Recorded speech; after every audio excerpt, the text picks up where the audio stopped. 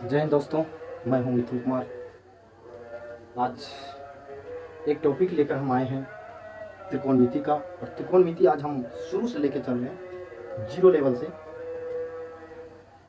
त्रिकोणमिति में हम आज बताएंगे साइन, कोस, टेन, कॉट, सेक का फॉर्मूला जो होता है बेसिक लेवल का, वो आज हम बताएंगे। सबसे पहले हम एक त्रिभुज बना देंगे।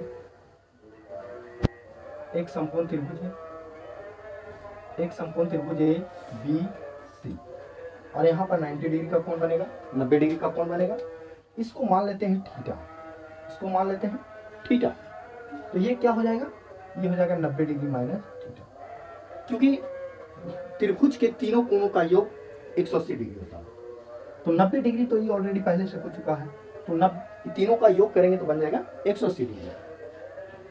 अब सवाल उठता है कि किस कोण के सामने कौन लंब होगा, कौन आधार होगा। तो चलिए हम एक कोण ले लेते हैं। ये कोण है थीटा, ये कोण है थीटा।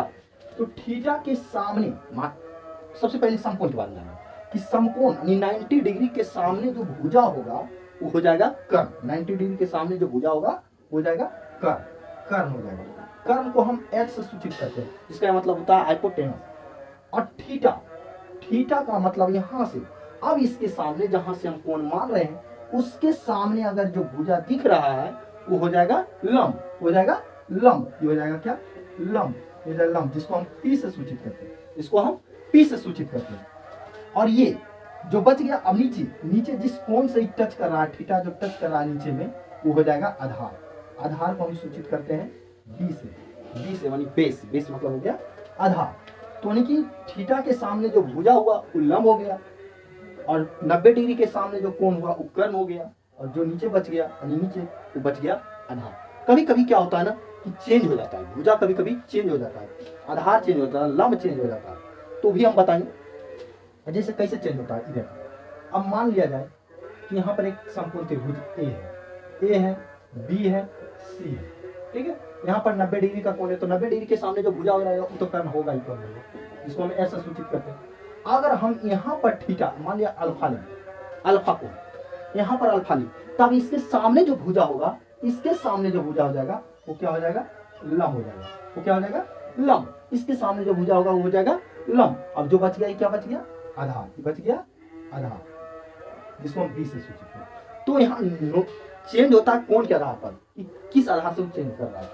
अब इसमें हमको जाना एक फॉर्मूला हमको याद रखना है, साइन, कोस, टेन, कॉट। तो साइन के बारे में जानना है कि साइन थीटा यानी साइन थीटा बराबर होता है, साइन थीटा बराबर होता है, साइन थीटा बराबर होता है पी बटे एच, पी बटे एच।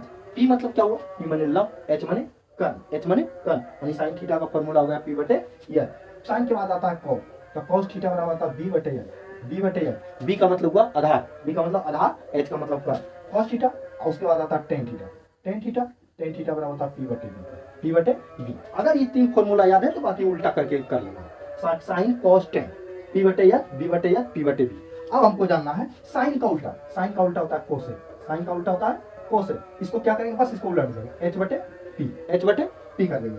कोस का उल्टा सेक, कोस का उल्टा सेक, तो सेक थीटा बराबर क्या हो जाएगा, इसको बस इसको उलट देंगे, एच बटे बी, एच बटे बी। अब टेन थीटा बराबर क्या हो जाएगा, tan theta cot theta, cot theta बराबर हो जाएगा, कोट थीटा बराबर नीचे वाला उलट देंगे बी बटे पी, बी बटे पी, बी बटे पी। इसका ये फॉर्मूला होगा, ठीक है।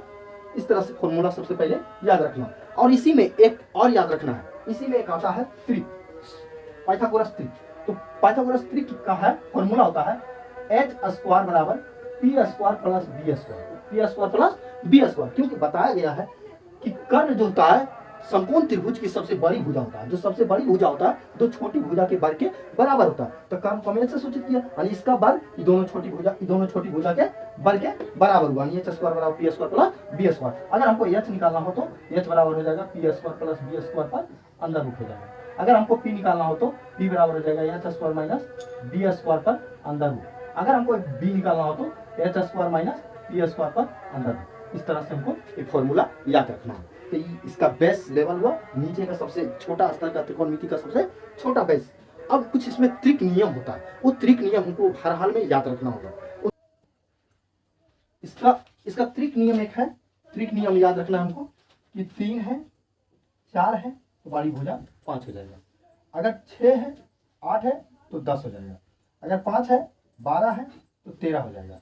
इसी तरह से और हमको याद रखना है कि 8 है 15 है तो 17 हो जाएगा, 8 15 17 हो जाएगा। अगर एक और नियम याद रखना है कि 24 है 7 है तो ये हो जाएगा 25। इस त्रिक नियम हमको याद रखना त्रिकोणमिति के लिए ये सबसे इंपॉर्टेंट है। अगर आप ये सब छोटी छोटी चीज़ अगर याद नहीं रहता तो फिर बनाने में प्रॉब्लम हो सकता है, लंबा लंबा विधि खींच लेंगे। चलिए, बाकी वीडियो कैसा लगा, अच्छा लगा तो कमेंट करें, शेयर करें, लाइक करें। फिर हम इसका दूसरा भाग लेके आते हैं कैसे। चलिए।